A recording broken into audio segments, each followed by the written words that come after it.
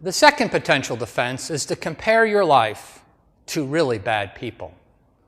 When you reflect on your life, perhaps like many others, you could say the following: I know I'm not perfect.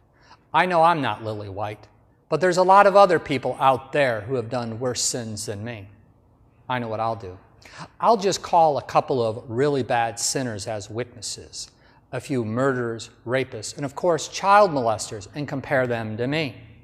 Now I know I'm not perfect, but when you compare me to them, I won't look so bad after all.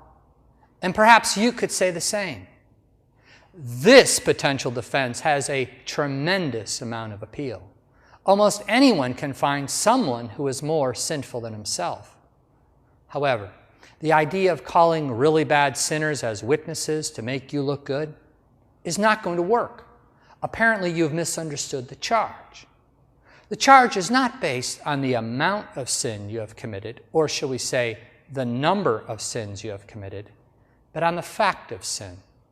In other words, you only need to have sinned one time your entire life to be convicted. Let me say that again. You only need to have sinned one time your entire life to be convicted.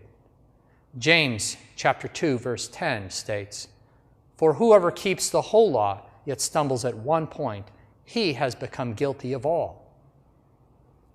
God's standard for acquittal of the charge, or not guilty, is absolute perfection.